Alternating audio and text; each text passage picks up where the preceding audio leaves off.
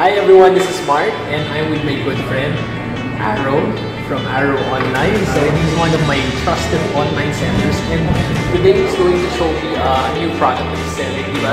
Yeah. Arrow.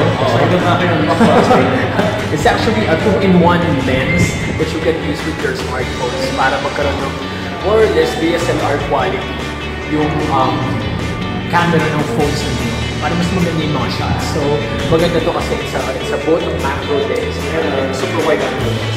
Okay, so we're going to do a quick unboxing to show you the device. And it's also very affordable, so we hope you like it. Let's go! Hi guys, thank you pala Mark for having me. Anytime bro. Guys, so excited ako. I-unbox ko sa inyo yung bagong item. Maganda to eh, tsaka mura lang, di ba? Yeah, ito yung Japan Optics na super wide angle sa macro lens. So as you can see, plain box lang siya. And then meron siyang pouch. And then yung naman ng pouch. Ayan. So, nandun yung yung lens. Meron siyang lens cover sa ilalim. Tapos meron siyang lens cover din sa harap. Nice. And siyempre, importante yung pinaka-clip niya kasi ikakabit niyo sa smartphone ninyo. Oh, so ito talaga, it can work with any smartphone, ano? Yeah, We've tried it sa iPhone, sa Samsung Galaxy S7, S6, pwede rin, Yeah, S7 pwede. Edge. Ang ang rule lang dito, as long as aabot yung clip dun sa position ng camera, okay yan.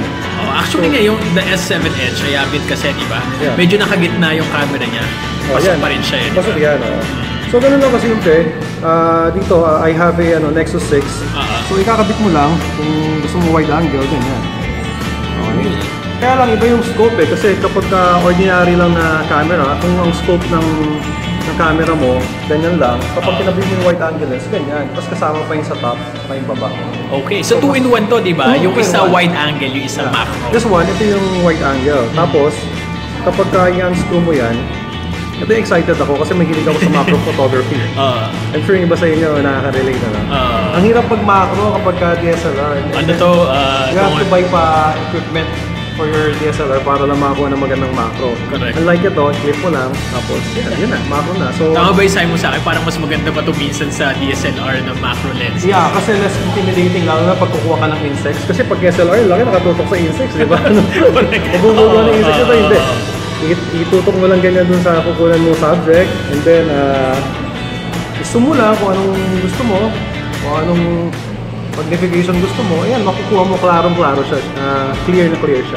Okay, demo kaya natin sa kanila bro. For example, sige. start muna tayo sa, dahil nakakabit na yung macro. Macro tayo. Sige, pwesto ako dyan. So, O sige bro, start tayo dun sa macro. yan. So, ito yung macro pero wala pa siyang zoom. Ngayon, kapag kaya sinung ko, as you can see, detalyado na siya.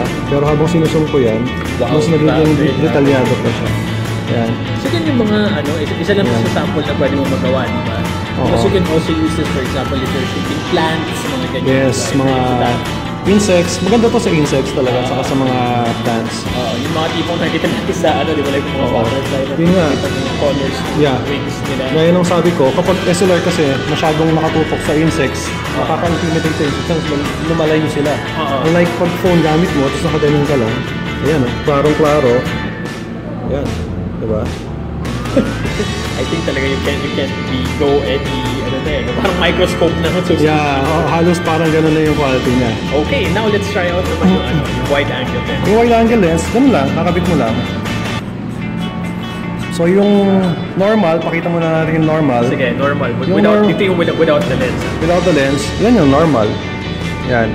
Naka-ano ko niyan, naka 16.9 na aspect ratio ko niyan. So malapad na, shot natin. Ngayon, kapag kinabit natin yung lens, so makikita mo talaga yung changes, ayan. Kanina, yung sakop lang hanggang dito, pero ngayon kita na yung taas, kita na yung harapan, pati yung side. Tapos yung distortion niya, hindi masyadong ganun kasagwa, okay pa rin siya. In fact, pwede mo rin siyang gamitin for video. Bawa yan, naka-picture ako ngayon. Pagka ginanon ko, yan, video, ganun pa rin. Maganda pa rin siya, klaro pa rin. Diba? HD quality pa rin siya. So yun yung maganda. Okay. And what kind of user do you think would appreciate the product? Okay.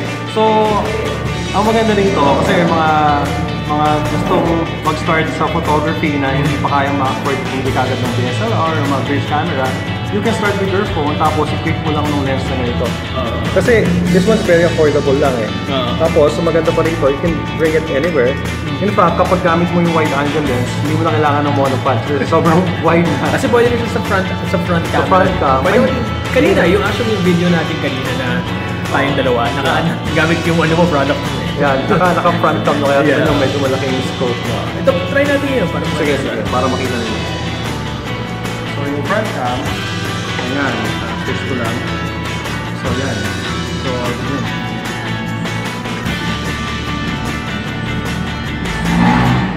Malaki ng scope niya. Pag tatanggalin mo yun, yan, diba yan? Tatanggalin mo, ayun lang siya. O diba? Diba? Pagkabarkada kayo.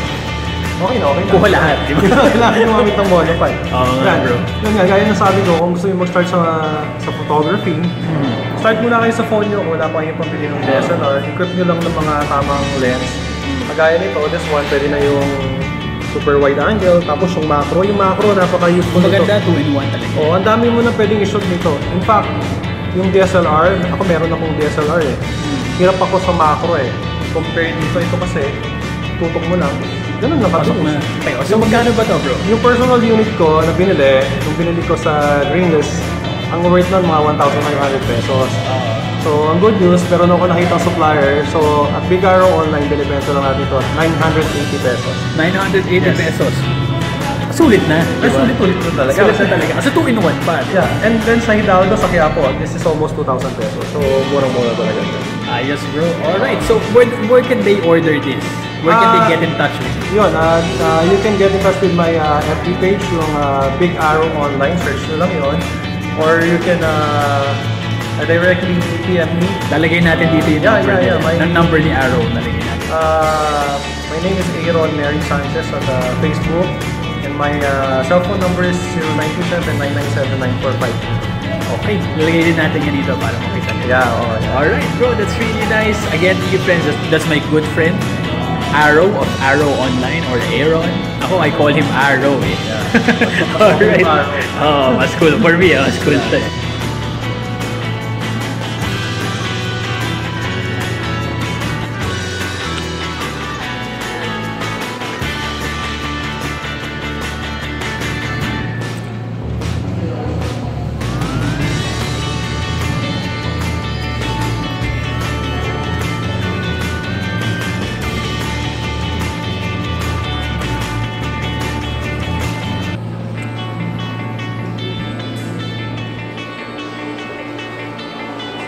Okay, so nice to see you again, parang Arrow, and ganda ng lens mo. So, I highly recommend this, TV friends, so go and check it out. Thumbs up.